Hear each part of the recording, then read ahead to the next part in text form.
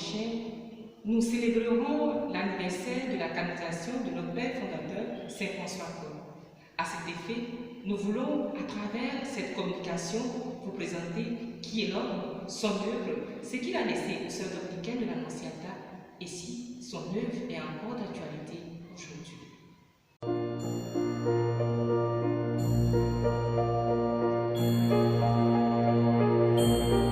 Père Cole est né le 18 mai 1812 à Gombrène en Espagne, fils de Pedro Cole et de Madeleine Guitard. Il est le benjamin d'une famille de 10 enfants. Très tôt, il va perdre son père et son éducation sera assurée par sa mère. Quand il eut l'âge d'apprendre à lire et écrire, il va quitter le gîte familial pour se rendre chez son oncle archiprêtre. 10 ans plus tard, il ira au séminaire de Vic pour apprendre le latin et les sciences.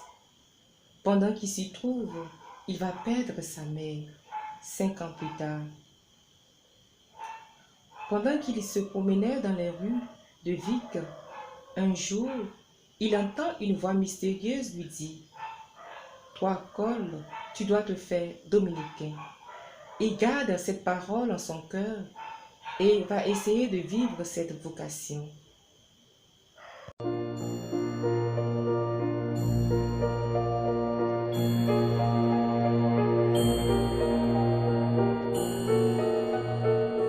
Annoncer le message du salut à tous, spécialement aux enfants et aux jeunes à travers l'éducation, tel est le charisme à nous légué par notre Père Saint François Cole.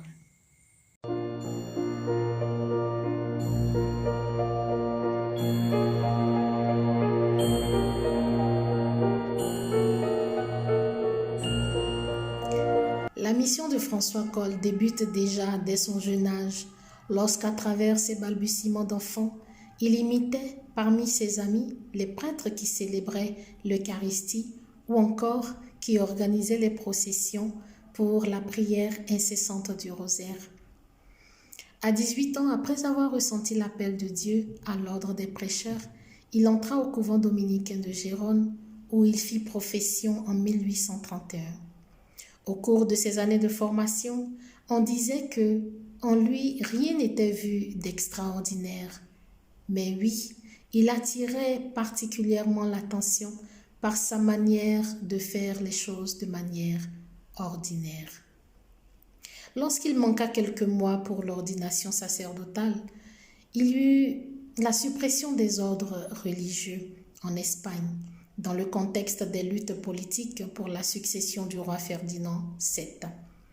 C'est ainsi qu'en août 1835, François Cole et ses compagnons furent expulsés du couvent où il n'y retournera plus jamais.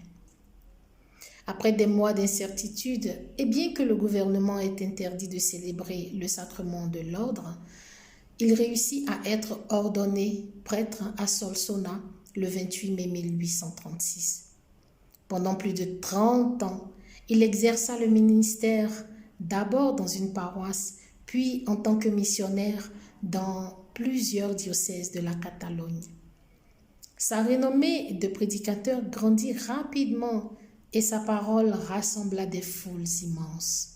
Son souci principal était celui de porter cordialement la parole de Dieu au peuple de manière simple, compréhensible et passionnée, afin de susciter une véritable conversion intérieure.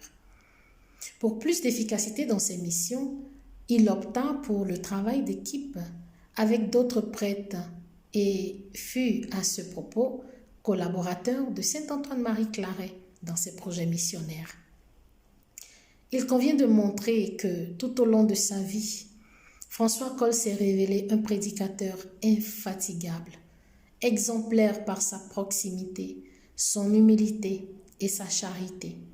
Sa sensibilité et son engagement envers l'enfance et la jeunesse, ainsi que son élan pour l'éducation des femmes, sont quelques-uns des traits qui le caractérisent et qui cherchent à consolider avec la Fondation de sa congrégation des Sœurs dominicaines de l'Annonciata.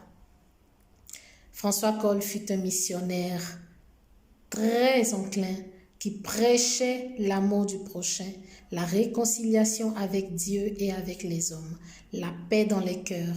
Bref, il prêchait la bonne nouvelle de l'Évangile que Jésus nous a légué en héritage. Saint François Coll, intercède pour toutes tes filles et pour tous ceux qui, dans l'Église et même hors de l'Église, désirent faire connaître le saint nom de Jésus, le Fils de Dieu le Père, qui règne aujourd'hui et pour les siècles des siècles. Amen.